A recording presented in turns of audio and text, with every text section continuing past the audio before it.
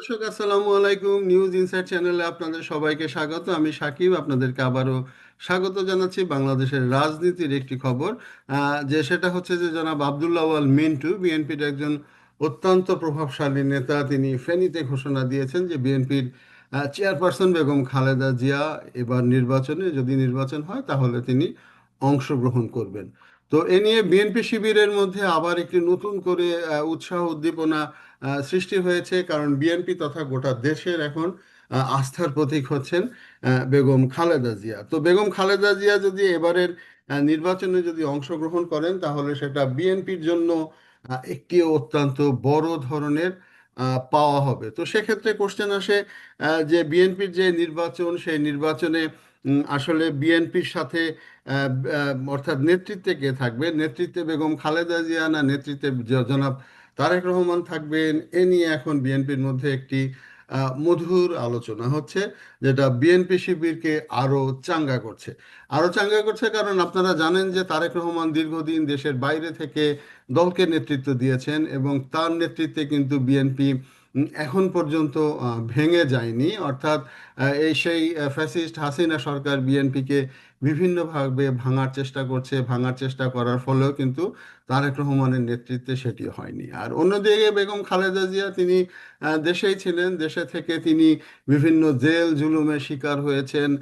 তাকে দীর্ঘ সময় জেলে থাকতে হয়েছে এই ফ্যাসিস্ট সরকারের আমলে। তো দীর্ঘ সময় জেলে থেকেও কিন্তু তিনি তার, অর্থাৎ তিনি যে দৃঢ় মনোবলের পরিচয় দিয়েছেন, সেই দৃঢ় মনোবল কিন্তু আগামী নির্বাচনে বিএনপির জন্য একটি আগামী নির্বাচনে বিএনপির জন্য একটি বড় শক্তি হয়ে দাঁড়াবে।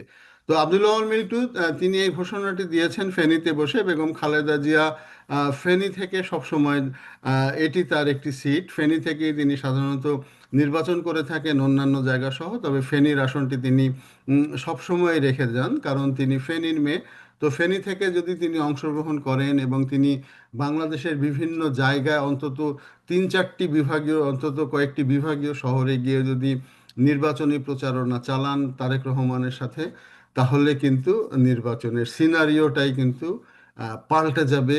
বিএনপি শিবিরে, বিএনপি শিবিরে নির্বাচন পাল্টে যাবে। তো এ নিয়ে যে বিএনপির মধ্যে এখন গুঞ্জন চলছে, যদি খালেদা জিয়া এবং তারেক রহমান দুইজনই যদি দুইজনেই তো নির্বাচিত হবেন, এবং সেক্ষেত্রে তারা যদি সংসদে বেশি আসন পায় তাহলে প্রধানমন্ত্রী কে হবে, এ নিয়ে একটি বিএনপি শিবিরে একটি খুবই রসাত্মক আলোচনা হচ্ছে, এবং একটি মধুর আলোচনা হচ্ছে। তো যদি দুই টার্মের বেশি কেউ প্রাইম মিনিস্টার না থাকতে পারে, যদি আগেরটা কাউন্ট হয়, তাহলে হয়তো খালেদা জিয়া প্রধানমন্ত্রী নাও হতে পারেন। আবার এখানে সংবিধানের যে বাধ্যবাধকতাটা কি থাকে সেটা এখনো নিশ্চিত না। তবে বাংলাদেশের অধিকাংশ মানুষই, বিশেষ করে বিএনপির লোকজন মনে করে যে অন্তত একদিনের জন্য হলেও বেগম খালেদা জিয়ার প্রধানমন্ত্রী হওয়া উচিত, কারণ তিনি যে জাতির জন্য ত্যাগ স্বীকার করেছেন, এই ধরনের জাতির জন্য ত্যাগ স্বীকার আহ, কোনো মানুষ করেনি। সেই 71 সাল থেকে শুরু করে তিনি স্বামী হারিয়েছেন, তিনি একটি দলকে নেতৃত্ব দিয়েছেন, এবং এরশাদের আমলে তিনি নির্যাতিত হয়েছেন, এবং হাসিনার আমলে তার কি হয়েছে, তো সেটা তো আমরা সবাই জানি। তো আমরা ওয়েলকাম ওয়েলকাম করছি বেগম খালেদা জিয়াকে এই নির্বাচনে। এবং তিনি যদি সামনে থেকে যদি নির্বাচনে, যদি বিএনপির একটি প্রতীক হয়ে আছেন, তিনি তিনি শুধু বিএনপিরই আস্থার প্রতীক না, তিনি এখন সারা দেশের একটি আস্থার প্রতীক। তো খালেদা জিয়ার এই আবার রাজনীতিতে আগমন শুভ হোক, এবং তারেক রহমান এবং খালেদা জিয়ার যে জুটিটা আগামী নির্বাচনে প্রচারণায় যে ভূমিকা রাখবে, সেটি কিন্তু বিএনপির জন্য একটি বড় ধরনের বুস্ট আপ হবে, এবং বিএনপি হয়তো আরো সফলতার দিকে দিকে যাবে। তো দর্শক, ধন্যবাদ এতক্ষণ সঙ্গে থাকার জন্য। আসসালামু আলাইকুম।